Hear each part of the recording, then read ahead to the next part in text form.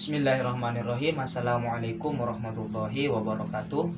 Alhamdulillahirabbil alamin wassalatu wassalamu ala asyrafil anbiya wal mursalin sayyidina wa maulana Muhammadin wala haula wala quwata illa billahil aliyil azim, amma ba'du. Kembali lagi sahabat Halaqah Ilmiah, kita bertemu kembali di channel Halaqah Ilmiah, yang mana kali ini kita akan melanjutkan kajian kitab Safinatun Najah. Untuk faslun selanjutnya di sini kita akan membahas tentang syurutu ijza'il hajari, syarat-syarat istinja menggunakan batu. Apa itu istinja? Yaitu membersihkan kotoran yang keluar dari kubul atau dubur. Kadang kita selama ini membersihkan kotoran ketika kita buang air besar atau kencing, itu membersihkannya kita dengan air. Tapi dalam ranah fikih itu kita boleh menggunakan batu. Boleh menggunakan batu, cuman ada syaratnya. Di sini ada thamaniyatun, ada 8 syarat. Ayyakuna bisalasati ahjarin. Syarat yang pertama yaitu harus menggunakan 3 batu. Jadi caranya, setelah batu pertama kita gunakan untuk menghilangkan kotoran, buang, kita gunakan batu yang kedua, buang, kita gunakan batu yang ketiga. Atau kita menggunakan 1 batu tapi dengan 3 ujung. Boleh, 1 batu dengan 3 ujung juga boleh. Kita gunakan ujung yang pertama, pindah ke ujung yang kedua, lalu pindah ke ujung yang ketiga. Jadi 1 batu tapi 3 ujung. Kalau masih tidak bersih dengan 3 batu, maka kita tambah. Sunnah menambahnya itu dengan, itu kan ganjil. Kalau tidak bersih dengan 3 batu, kita gunakan 5 batu. Kalau tidak bersih dengan 5 batu, kita gunakan 7. Kalau misalkan dengan 4 atau 6 boleh, tetap boleh, tapi tidak mendapatkan kesunahan. Terus syarat yang kedua, wa ayyunqal mahallu. Yang kedua syaratnya adalah tempat yang kita bersihkan itu harus memang bersih. Harus dibersihkan memang secara menyeluruh. Kalau masih ada bekas-bekas sedikit yang tidak bisa hilang dengan batu, tidak apa-apa. Karena itu dinamakan makfuh nanti. Karena kita menghilangkan kotoran tersebut memang bukan dengan air tapi dengan batu. Jadi kalau masih ada bekas-bekas kotoran yang masih tersisa disebabkan sulit untuk terjangkau atau memang sulit untuk dihilangkan, ada bekas-bekas sedikit, maka itu tidak apa-apa. Syarat yang ketiga, wa alla yujifan najisu. Syarat yang ketiga yaitu najis yang keluar itu tidak boleh kering. Tidak boleh kering. Kalau misalkan kering, maka nanti harus menggunakan air. Jadi tidak boleh sampai kering. Maka ketika kotoran buang air besar atau kencing itu keluar, maka langsung kita sucikan dengan batu. Tidak boleh ditunggu sampai kering. Terus selanjutnya, wala yuntakilah. Kotoran tersebut, syarat yang keempat di sini, kotoran yang keluar tadi tidak boleh berpindah tempat. Kalau memang keluarnya di dubur, misalkan buang air besar keluarnya di daerah dubur, maka tidak boleh sampai ke bokong, sampai keluar kemana-mana. Itu tidak boleh. Kalau sampai keluar, maka harus menggunakan air.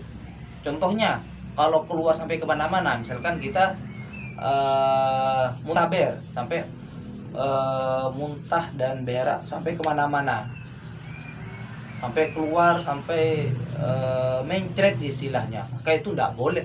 Karena kotoran sudah berpindah tempat dari tempat keluarnya sampai kemana-mana, maka itu harus menggunakan air. Terus selanjutnya, wala yutru alaihi akharu. Tidak boleh bercampur dengan benda lain. Benda lain di sini ada 2. Benda yang pertama itu benda najis, misalkan kotoran tadi, kotoran bercampur dengan benda najis yang lain. Maka kalau sudah bercampur dengan benda najis yang lain, maka langsung diwajibkan pakai air. Tidak boleh pakai batu lagi karena sudah bercampur dengan benda najis. Atau bercampur dengan benda yang tidak najis tapi basah, maka juga harus menggunakan air. Tapi kalau kotoran tadi yang keluar bercampur dengan benda yang tidak najis tapi keras, tidak cair, maka tidak apa-apa. Contohnya dengan batu, dengan kerikil, maka tidak apa-apa karena bercampur dengan sesuatu yang tidak najis dan tidak basah, maka tetap masih boleh menggunakan batu. Terus syarat yang keenam, wala yujawiza sobhatahu wa hasyafatahu.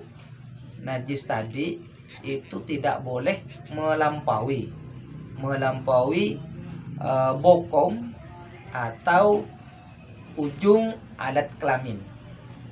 Misalkan kalau buang air besar, maka tidak boleh kotoran tadi keluar sampai ke bokong, sampai ke istilahnya pantat yang ketika kita berdiri itu saling bertemu. Tidak boleh keluar sampai ke situ. Harus tetap masih berada di daerah dubur, tempat keluarnya kotoran. Kalau sudah keluar dari tempat itu, keluar sampai melewati batas, maka harus menggunakan air atau kencing. Kencing kita sampai ke hasyafah, sampai ke ujung alat kelamin yang kulitnya itu terpotong, sampai mengenai itu, maka juga tidak boleh menggunakan batu, maka harus menggunakan air. Terus syarat yang ketujuh, wala yusibahu maun. Tidak boleh terkena air tadi. Kotoran yang keluar itu tak boleh terkena air. Misalkan kita duduk, kita buang air besar di tempat yang memang ada air, ternyata ketika keluar pantat kita terkena air, percikan air, maka tidak boleh, maka harus menggunakan air secara keseluruhan. Karena kotoran tadi sudah terkena air sedikit, maka harus secara keseluruhan harus menggunakan air. Untuk syarat yang terakhir, syarat yang ke-8, yaitu wan takunal ahjaru thahiratan. Batu yang digunakan tadi untuk menghilangkan kotoran di dubur atau kubul itu harus batu yang suci. Kalau batunya mutanajis, misalkan batunya bercampur dengan sesuatu yang najis, maka tidak boleh digunakan untuk istinja, untuk menghilangkan kotoran di kubul atau dubur. Cuman di sini bentuk pembahasan yang memang harus diperhatikan adalah syarat dari sesuatu yang digunakan tadi. Kan kita menggunakan selain air, yaitu dengan batu.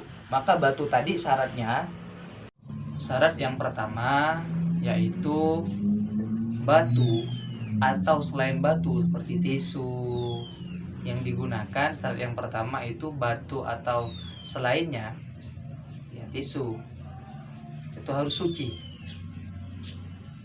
Syarat yang kedua dari sesuatu yang dipakai untuk menghilangkan kotoran itu harus keras. Jadi kalau misalkan menggunakan sesuatu yang lembek itu tidak boleh. Syarat yang ketiga, sesuatu yang digunakan tersebut itu harus berbentuk sesuatu yang kasar. Jadi kalau misalkan tisu halus itu bisa, maka harus yang tisu yang kasar, dan juga batunya batu yang kasar. Kalau batu licin itu tidak bisa. Syarat yang keempat adalah sesuatu yang dipakai untuk menghilangkan kotoran tersebut harus sesuatu yang tidak dimuliakan oleh syariat. Misalkan ada roti bakar yang keras, nah itu kan sudah mencukupi syarat, keras, kasar, terus mau dipakai untuk menghilangkan kotoran, tidak boleh, karena itu termasuk benda yang dimuliakan oleh syara, bisa dimakan, maka tidak boleh.